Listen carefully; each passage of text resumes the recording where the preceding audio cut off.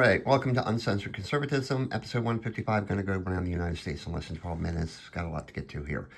Starting in Arkansas, where some immigrant families have learned that an NGO working with the State Department would cease receiving funds. The nonprofit gives out $1,650 to these people for rent deposits, food, and other things. So it must be nice to be an illegal immigrant in Arkansas. There may be possible trouble in paradise if you consider waking up every morning next to Kamala Harris Paradise. Jesus Christ, that's an ugly thought. Her weird husband, who gave Waltz a run for the money, will split his time between California and New York, where he joined a new law firm.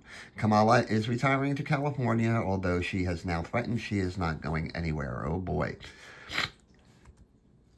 Some dubious news out of Colorado, where state health officials have declared a medical emergency. It seems that the number of cases of congenital syphilis has increased of late.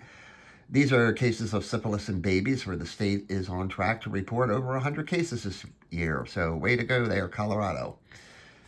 Illegal immigrants in Connecticut went to the state capitol building this past week to demand that the state's health system provide benefits to people up to age 26.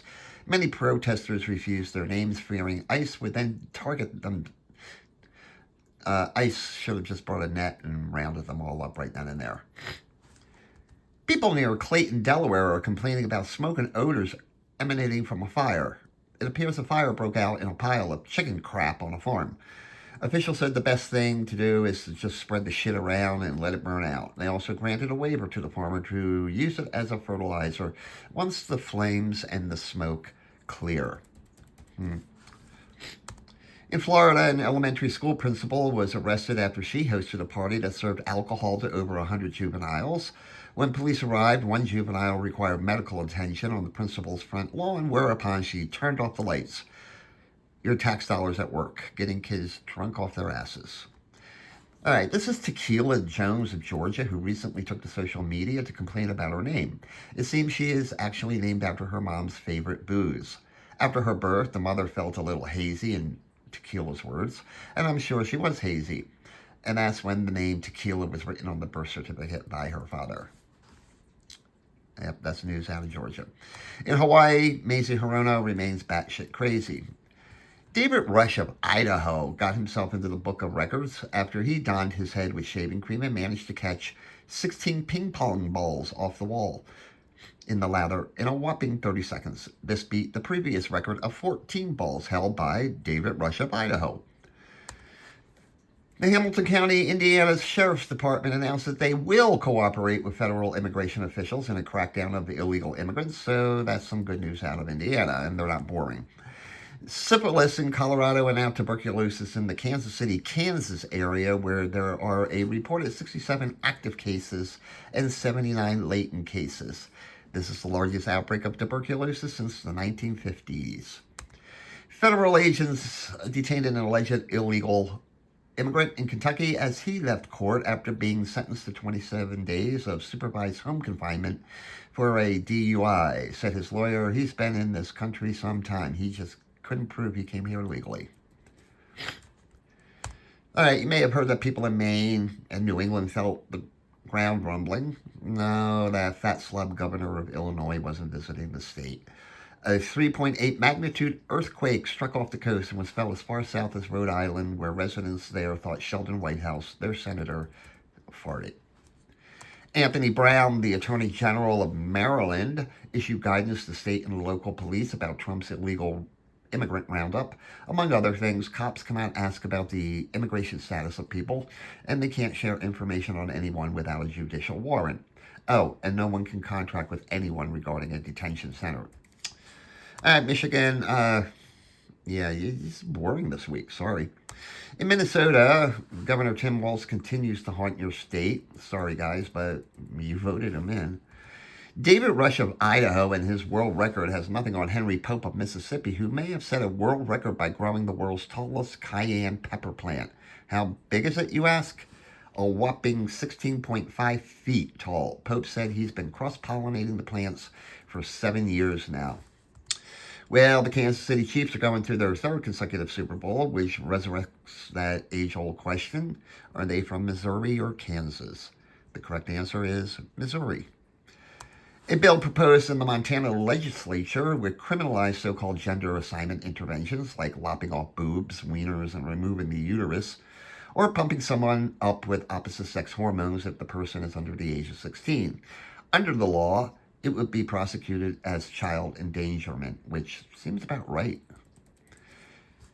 In Nebraska, shelters that house and feed feral cats has been the victim of a recent arson. Feral cats are basically homeless felines. Police have a suspect in mind. This guy. Actually, it's not really a laughing matter because I like cats. And in the fire, 48 cats lost their lives. So rest in peace, kitties. For the first time in 20 years in Nevada, the number of registered Republicans is greater than the number of registered Democrats, although the numbers for both parties have decreased due to voter roll purges. Still, this is great news for the Republican Party. City officials in some North Jersey towns are reporting that residents are scared, I tell you, by the presence of immigration officers rounding up illegal immigrants. Particularly butthurt are the mayors of Paterson, Newark, and Union City, which are basically three cesspools in New Jersey. Well, they should be scared. Deb Haaland, the first Native American cabinet secretary under Biden, hopes to make more history by becoming the first Native American ever to become the governor of any state after she announced she will run for that seat in New Mexico. Being a Democrat and it being New Mexico, my money is on Deb Haaland to win this one. New Yorkers lined up outside the Brooklyn Botanical Garden to get a look at a rare corpse flower. The plant, obtained as a seedling from Malaysia, has taken 7 years to grow. Depending on its mood, the flower is no orchid. It emits a scent more like rotting flesh, although some people described it as cheesy, dirty feet with a touch of garlic, or a fat, smelly person with a lot of cellulite. While Montana considers a ban on tranny treatments, North Dakota already has one, and it is the subject of a trial to overturn the ban that started this past week. The trial is expected to last 8 days, and I'll inform you of any updates. Haitians in Springfield, Ohio are apparently turning to religion to halt their possible deportation. Now, Haitian religion usually involves voodoo, so if I were a chicken farmer near Springfield, Ohio, I'd be watching my coops and counting the chickens every morning. As further proof, there was a run on black candles at the local Walmart and Play-Doh to make voodoo dolls of Trump. Oklahoma is asking the Supreme Court to weigh in whether regarding one's sex on a birth certificate is constitutional after that state passed a law stating there are only two genders and your gender conforms to what is on your birth certificate. Folks, this is not rocket science. The Oregon State Ethics Commission will investigate Governor Tina Kotek to look into expenditures for concert tickets, parking, and an employee recognition buffet. The state auditor previously ruled the transgressions minor, inconsequential, and non-intentional. Among the charges, paying $65 a month for Kotek's wife or husband or whatever. Yeah, Kotek is a lesbian. And $615 in concert tickets for some gay chorus and a Queen tribute band. A small goat was seen roaming the streets of South Philadelphia and Pennsylvania, although reported it is unclear if the goat was captured by officials. Said a spokesman for the local Haitian community. Goat? What goat? Because nothing ever happens in Rhode Island, Sheldon Whitehouse remains a dickhead. Officials believe they have discovered the source of the so-called ghost lights of Somerville, South Carolina. They definitely are real, but a scientist with the U.S. Geological Survey said they are likely earthquake lightning created when gases escape from the Earth after an unfelt earthquake. Apparently, these gases interact with the rail tracks, the metal in the rail tracks, and become electrified. Well, Larry Roden was sworn in as the 34th governor of South Dakota, now that outgoing Governor Kristi Noem was sworn in as Homeland Secretary, so congratulations to both of them. Just don't shoot any dogs, Larry. Texas announced that in 4 days, immigration officials have managed to capture over 1,800 illegal immigrant dirtbags in cities like Austin, Houston, San Antonio, Brownsville, and Laredo. I mean, gee, illegals in Texas, who would have thought that? Boone Hogg and Logan Jungler of Utah have become TikTok sensations by giving their unique reviews of random sticks they find. It has gotten so bad that several Hollywood personalities are now submitting their sticks for review by Hogg and Jungler. Yet another reason Trump has to save TikTok. Where would we be without stick reviews? The woman in that car with the asshole who shot and killed a Border Patrol agent in Vermont has been charged in the murder after her accomplice was also shot and killed.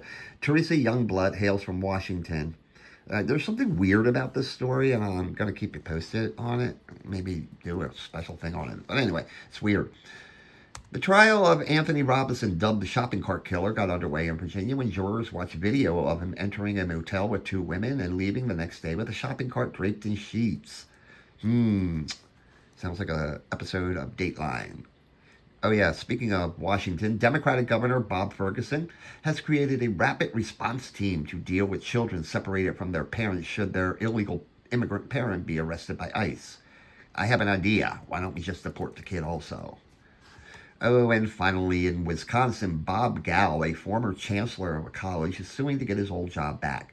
Gall was fired after it was discovered he and his wife produced, starred in, and disseminated their own porn movies. Actually, he wants his job as a communications professor back.